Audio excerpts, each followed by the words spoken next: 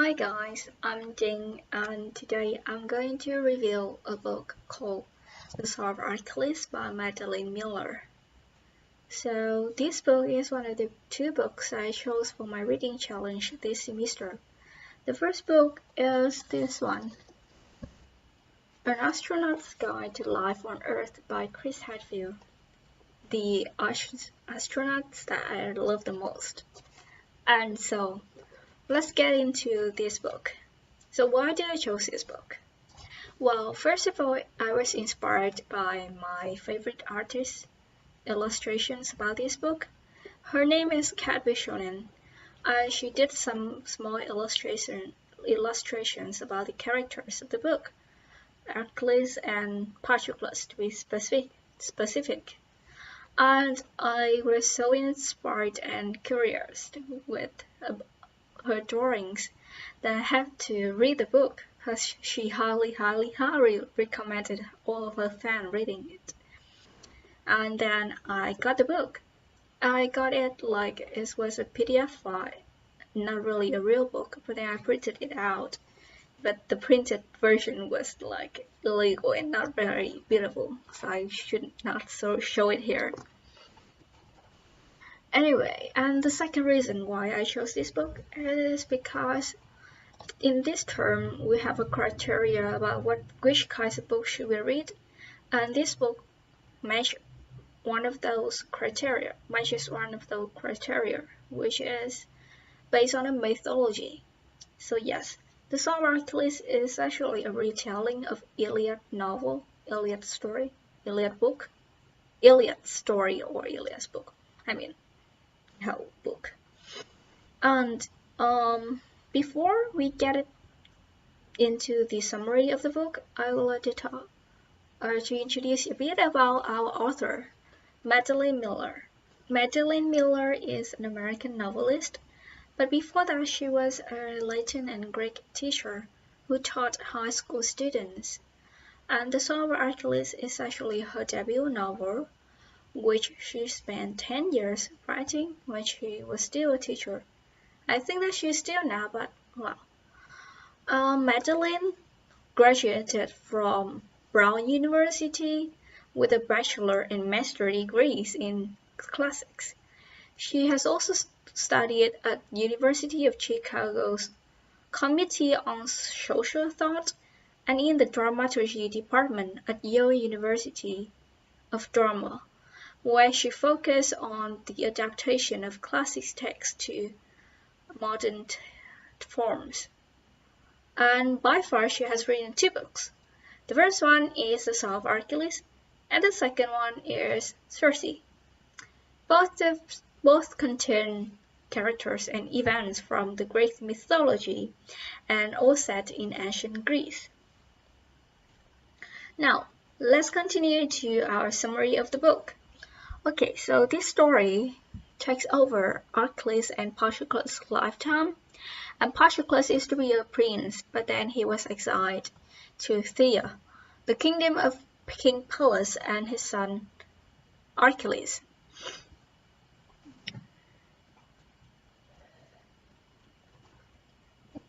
He was exiled due to accidental killing, and actually he was weak, unwanted, and to his father he was a total shame. Compared to Patroclus, we have Achilles, and Achilles is everything that Patroclus is not. He is strong, he is beautiful, and he is the son of a goddess. And his mother is the goddess of the sea, Thetis. And I would like to dig deeper a little bit about these characters, as she plays a very important role in both of these two characters' life. She is a goddess that was forced to marry. No, she has never married, but she was forced to get pregnant with a human. And there was a prophecy saying that her child would be much greater than the father. So all the gods were afraid that her child would grow like more powerful than his father.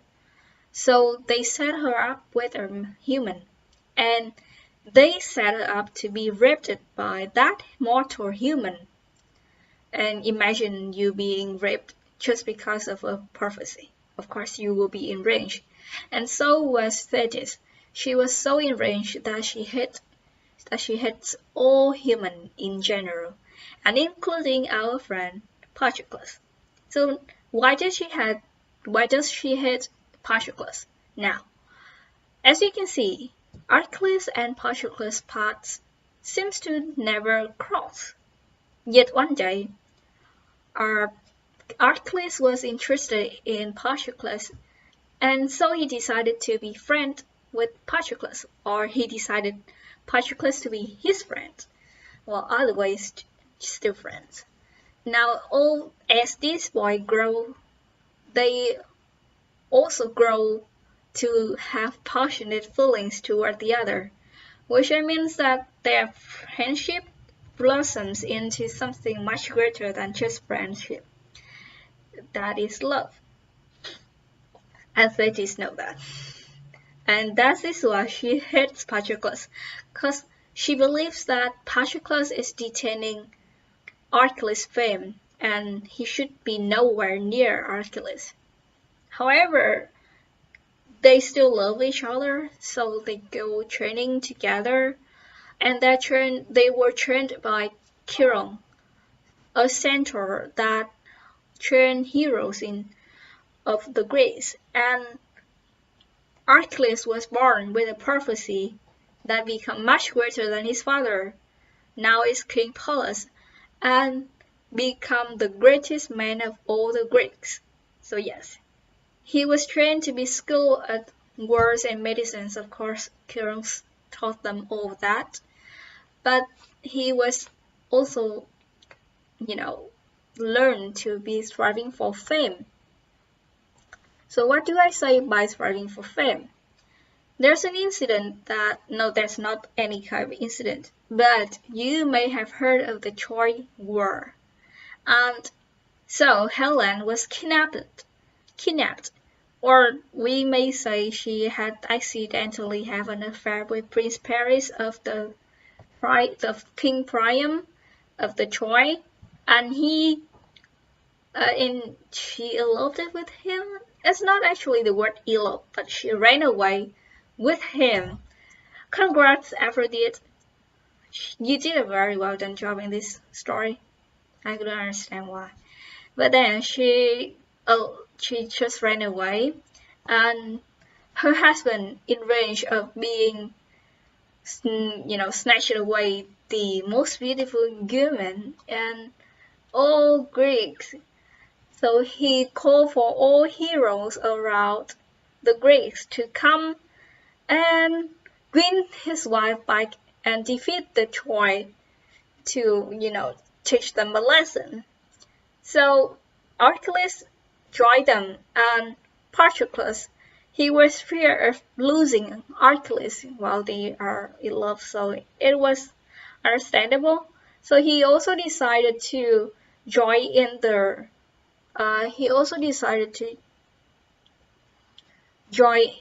the cause as well. Both of them set out for Troy and then fight in the Troy. And then, well, because this book follows faithfully to Iliad's story, and it was just a retelling anyway, but because it follows faithfully, it is obvious that Archelaus died. But before Archelaus died, we have Patroclus die. Okay, so yeah, they both die. So in general, it was a sad love story. But why it is told much different from Iliad's? Because it creates an ending that is, to my opinion, is very human, and it's very creative. Well, congratulations, the author. And now, that is a summary of the book. Now comes to what I like about the book. Okay, so there are many things I like about this book that I cannot just comprehend it into one video like this. But here's very points that I think is it's the highlights. First of all, I like it because of the writing style of the author. Now, this is very weird for me to say that this author has such a straightforward writing style. Of all the books that I have read, I may say that I haven't read lots of books recently, but I used to be. So yeah, of all the books that I have read, she has such a unique writing style that made the audience understand everything clearly and like immediately. But then they cannot just say that this book is so shallow. It actually has very depth meaning and powerful. I don't know what is that word, but they are very powerful when they lure the audience into reading it more and more, and the audience just cannot stop reading it. As it was so beautiful. Well, her writing style is unique, but then her use of words, it's just like astounding, amazing, genius. I'm giving her too many adjectives to praise her writing, but it's true. I have never experienced a book that has such beautiful writing, using of words and adjectives. Okay, let me show you an example yeah, that just made my head blown. Mm. My eyes catches on a light head among dozens of dark, tousled crowns. I lean forward to see. Hair lit like honey in the sun, and within it gleams of gold, the circlet of a prince. He is shorter than the others, and still plump with the childhood in a way they are not. His hair is long and tied back with a leather. It burns against the dark, bare skin of his back. His face, when he turns, is serious as a man's. When the priest strikes the ground, his lips pass the thickened bodies of older boys. He moves easily, his heels flashing pink as licking tangles. He wins. Can you just see how much, like how amazing it was depicted? Gosh, I could never imagine of describing your characters like that. Just so simple, so straightforward, yet so gorgeous. Like that person was standing right here, looking at you, with beaming eyes at you, glazing. It's just just glowing. And that is the adjective I used to describe these books. It's glowing. So yes, that's the first thing. Now the second thing. The second thing I love about this book is the narrator points of view. So the interesting thing here is that the narrator is Patroclus. And as you have seen I introduced, Patroclus is the lovers of Achilles. Well, their friendship grows. And he has a narrator he is a narrator of this book, so he expressed his admiration and deep felt feelings towards Achilles, you know, perfectly. His feelings was conveyed are 100% conveyed to the audience and as well as Achilles, if I hope so. Are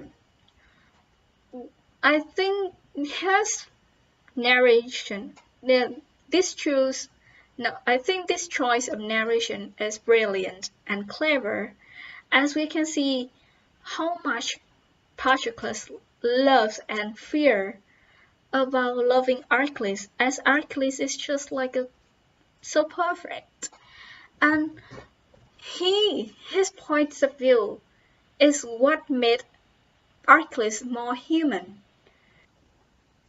Yeah, so that was some parts of the book that I like. And now we came to the very last of this video. What can I learn from the book? I have to admit, I haven't learned a thing about this book. From this book, I mean. It was very hard for you to draw out lessons from a very obvious Greek mythology. What can I say? The thing that I can learn from this book is actually how to improve my writing skill in describing fictional novels. And I'm grateful for that. If there are any outside stories or outside moral lessons I can learn from this book, I think not. The book is really good. It's so good. It's just so beautiful. It's so gorgeous. It's so amazing, astounding. We all know that. But I also think that what we learn from the book is different, varies from one to the very others. So I will let you decide it. What can you learn? What have you learned from this book? Instead of listening to me talking about what have I learned from this book, because apparently there's not much I can learn from this book. Well, that is all of my book review, and I hope you guys enjoy it. Please feel free to ask me if you guys have any comments, please leave it in the comment section below. Thank you.